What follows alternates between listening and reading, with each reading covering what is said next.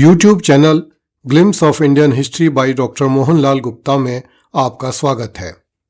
आज का यह वी ब्लॉग उन देशभक्त विपक्षी नेताओं और उनके समर्थक पत्रकारों के लिए है जो पहलगाम की आतंकवादी घटना के बाद एक दूसरे के साथ सुर में सुर मिलाकर भारत सरकार से पूछ रहे हैं कि प्रधानमंत्री नरेंद्र मोदी पाकिस्तान के विरुद्ध क्या कार्यवाही करेंगे, कब करेंगे, कितनी करेंगे भी या नहीं। जब वर्ष 2016 में पुलवामा और उरी क्षेत्र में ऐसा ही आतंकवादी हमला हुआ था, तब भारतीय सेना ने पाकिस्तानी सीमा में घुसकर सर्जिकल स्ट्राइक की थी, किंतु भारत के समस्त विपक्षी पार्टियों के नेताओं ने भारत की सेना के इस दावे को झूठा बताते हुए कहा था कि भारत की सेना ने ऐसी कोई स्ट्राइक की ही नहीं। इन नेताओं तथा उनके समर्थक पत्रकारों ने भारत सरकार से सबूत मांगे थे कि भारतीय सेना हमें सबूत दिखाए कि उसने सर्जिकल स्ट्राइक की थी।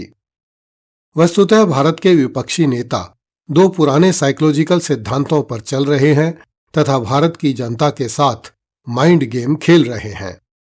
उनका पहला साइकोलॉजिकल सिद्धांत यह है कि अपने विरोधी के विरुद्ध एक झूठ गढ़ो और उस झूठ को इतनी बार दोहराओ कि वह सच जैसा दिखाई देने लगे। दूसरा साइकोलॉजिकल सिद्धांत यह है कि जनता की स्मरण शक्ति बहुत कमजोर होती है। एक और साइकोलॉजिकल सिद्धांत विपक्षी नेताओं और उनके समर्थक पत्रकारों ने अपनी तरफ से गढ़ लिया है कि भारत की जनता बेवकूफ है, उसे कुछ भी उल्टा सीधा बताओ वह मान जाएगी। विपक्षी नेताओं और उनके समर्थक पत्रकारों का यह माइंड गेम वर्ष 2014 से लेकर वर्ष 2025 तक की अवधि में तो उनके काम नहीं आ सका है, किंतु वे लोग जनता के साथ इसी माइंड गेम को खेलने पर तुले हुए हैं। संभवतः इन नेताओं और उनके समर्थक पत्रकारों को किसी ने बताया ही नहीं कि भारत की जनता बेवकूफ नहीं है, बेवकूफ तो तुम लोग हो जो एक ही तरह की बेवकूफी विगत 11 वर्षों से कर रहे हो। अब भारत सरकार को भी विपक्षी नेताओं के साथ एक माइंड गेम खेलना चाहिए।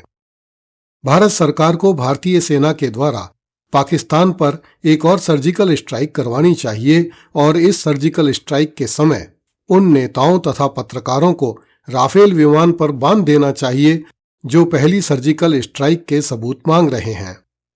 इस सर्जिकल स्ट्राइक से पहले भारत सरकार को अखबारों में एक विज्ञप्ति प्रकाशित करवानी चाहिए कि जो देशभक्त विपक्षी नेता और उनके समर्थक पत्रकार पहली और दूसरी दोनों सर्जिकल स्ट्राइक के सबूत देखना चाहते हैं तो वे पाकिस्तान जाने वाले राफेल विमान में आकर बैठ जाएं, और यदि वे नहीं बैठते हैं तो उन्हें जबरदस्ती राफेल विमान की छत पर बांध दिया जाएगा।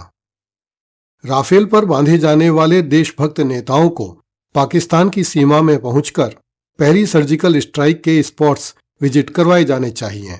दूसरी सर्जिकल स्ट्राइक के लिए गिराए जाने वाले बम भी उनकी आंखों के सामने गिराए जाने चाहिए।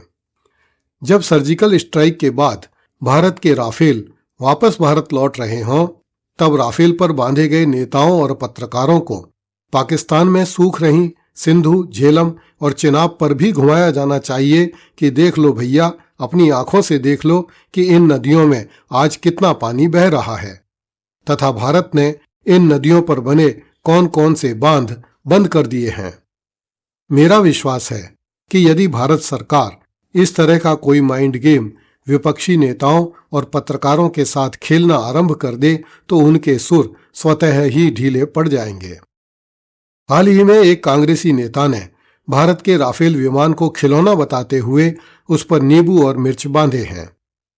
इस नेता को भी सर्जिकल स्ट्राइक में अवश्य ले जाना चाहिए तथा उसके हाथों से नींबू और मिर्च की एक माला पाकिस्तान के किसी मिलिट्री बेस पर रखे विमानों पर बंधवानी चाहिए। जिस समय भारत की सेना यह सर्जिकल स्ट्राइक करे उसकी पूरी वीडियोग्राफी भी करवाई जानी चाहिए ताकि ये देशभक्त विपक्षी नेता और उनके समर्थक पत्रकार भारत लौटकर जनता को अपनी बहादुरी का यह वीडियो दिखा सकें। यदि इस सर्जिकल स्ट्राइक से भी विपक्षी नेताओं और उनके समर्थक पत्रकारों का मन न भरे तो भारत सरकार को फिर से एक और ऐसी ही सर्जिकल स्ट्राइक मिग लड़ाकू विमानों के साथ करवानी चाहिए। और यह कार्य भारत की सेना को तब तक दोहराते रहना चाहिए जब तक कि विपक्षी नेता और उनके समर्थक अपने मुंह से न कह दें कि बहुत हुआ मालिक, अब ये सर्जिकल स्ट्राइकें बंद करो।